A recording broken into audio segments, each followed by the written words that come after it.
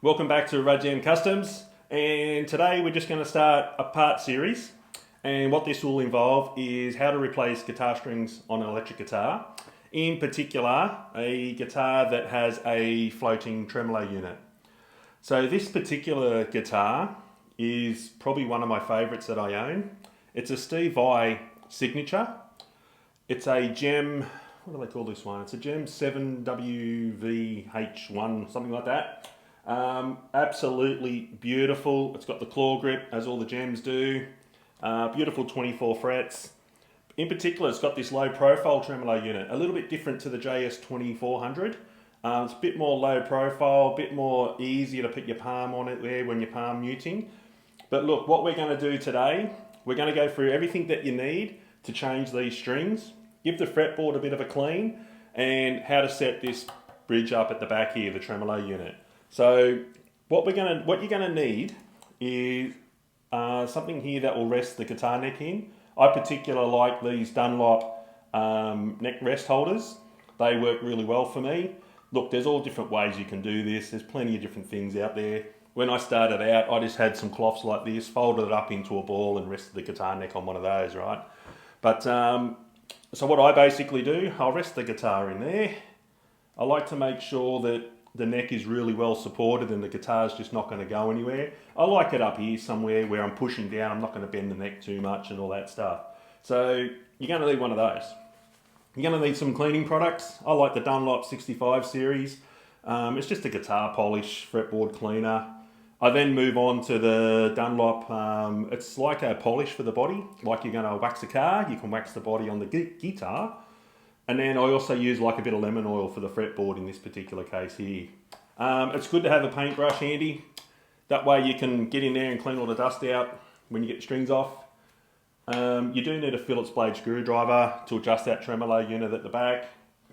What else do we need here? It's good to have a guitar tuner handy. You need a multi-tool, in particular one that you can get Allen keys so you can unlock all these locking nut here. And then I like to use a drill when I do this. So I've got this Bosch drill. What I do there is I connect this tool in, pops in there just like that. Then I can put that onto my machine heads and it's just a little bit quicker for me. If you don't have one of those, you can always do it a bit more manually with one of these string winders. I started out for many years just using my fingers, right, and winding them up. You need a pair of side cutters so you can just chop the strings when it's all done at the end of the day there. Now, just before we kick off, the picks I use, I like using these really small Jim Dunlop USA Jazz 3 picks. They're very thin, would you look at that? Very tiny, I can barely hold it in my fingers, right? But what I like about it is that it's very pointy. And then when I play, I like to hold the guitar pick, basically your right thumb, pick at 90 degrees to it. Sorry, it's a bit hard for me to show you there because it's so small. And then you just get your index finger and then just sort of put it on there like that. And then I always put my fingers, the rest of the fingers I like to have out like this because it helps me palm mute. And then you can see there, it's got that little bit of the pointy bit hanging out. So when I'm playing on the guitar,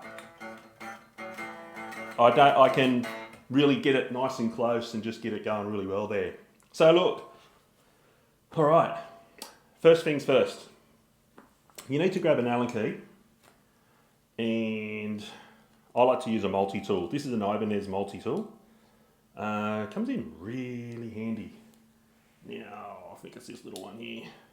Let's just have a look there. Yep, perfect. So, these locking nuts have what we call an Allen key. It's got a hex head, which means you need an Allen key there to be able to undo them. Just find the right size. Different guitars might have different sizes. You don't have to use a multi-tool, just go and buy the act one that you need if you need to. I like to just stick them in there, give them a little turn to crack them up and make them loose.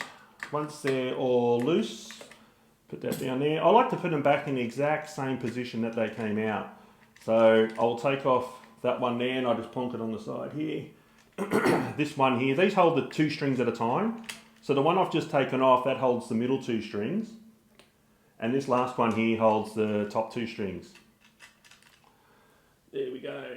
So a little trick I like to do, this guitar is in tune at the moment, but where this tremolo unit is here, I like to just put something in the back, because these go forwards and backwards, right?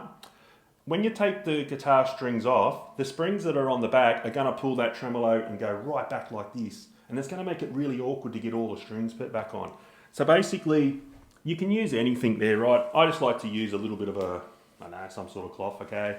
And then, because it's nice and soft, it won't destroy the guitar.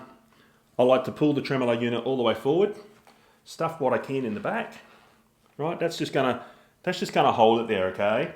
It's pretty, almost level to how it was. A little bit forward, but I'm not too fussed by that. Then what we do, we got to get our drill, and then basically, I just put it on the machine heads here, and I just turn them all the way so they go really loose. That's one, that's the 5th string, that's the A string, going nice and fast. Really super easy. Noticing this bridge isn't going anywhere. Whoa, get on there. There we go, it's on. Happy days. Next one. And then finally, look at how much wine was on that one. And then this is the high E, all coming really nice and loose. These drills come in really handy for this. Okay, so that's pretty much it for that. And then basically what I do, you get them off here, unwind it over the machine head. Sometimes you just got to get that little, where it's finished there, where it's cut. That one comes straight off. This one will pull straight through. This one's off. Now this string, oop, one there. God, they bite, that's for sure. There we go. Pull that off.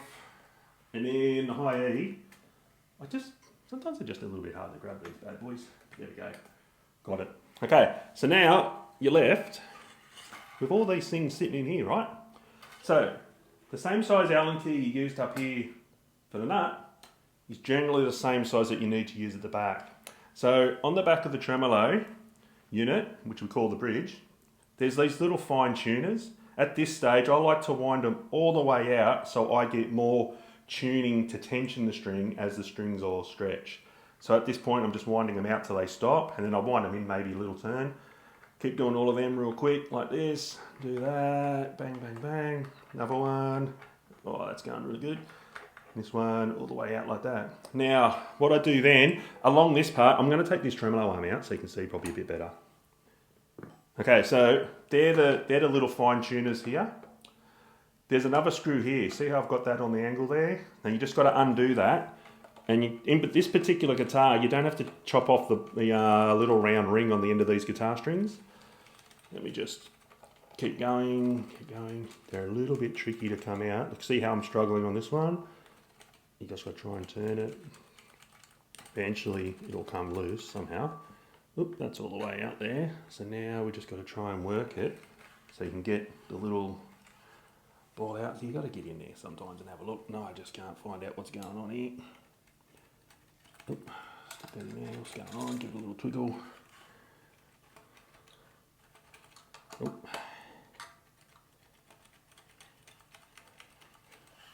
Let's come back to that one. I don't know why that one's been so hard, but this is live, so this is how it goes. In particular, now I'm going to have this second one. Pull it down, pull it up, nope. Pull it down, turn it out. There we go. Got our patience for this. And where are we here? I'll show you the trick to this once I get one of these out, and you'll understand why I'm struggling a little bit. So that one's just come out, so I'm just going to tighten him back up. This is, see these bridges, you don't have to leave these little rings on. You know, admittedly, sometimes I don't have this much trouble. Those two, just see the little rings on there, little ball ends there on the string. You don't have to leave them on. I tend to like to because I believe it just gives the tone. You're not messing around with the string type, the string tone. I like that. And then here we go. And I'm glad those first two there have gotten stuck because sometimes I want to be able to show what really happens when you're doing this because sometimes they don't, and I'll be able to show you how I get them out. There we go. I like to tighten those back up when there's no strings in it because there's little clamping plates in there that could come loose and fall out, and then you got to look for them. What I generally do once I've got these strings off, I'll grab them, I'll just twist them around in a little ring like this, tie them up like that, put that one in, go like this. That will generally just hold those together. Now, here we go. What are we going to do here? So, let me just see what is actually happening with this. There's only two. There we go. He's come out. So you can see again, see the little on the end here. What happens when they make these guitar strings? They wind them down. They go around the ring here on the end, and then they've got to twist it all up just to hold it on. This particular bridge, you don't need to leave them on. You can cut them off, and then you just stick it in and you just clamp the actual string part. Look, I've got other guitars that you have to do that. This particular model you don't. So let's just see now. We give this another one here. Sometimes I've had to get them from the back, which I'll show you in a sec. There we go. No, he's really in there. Okay, so good. I'm going to tighten the one I just took out, which is on the B. Put this in, just because I just don't want to lose any clamps and all that there. And then we're going to have a look from the back and see why this little bugger don't want to come out. Okay, let's turn the guitar over like this. Let me just give this, here we go. How good's this? You can really...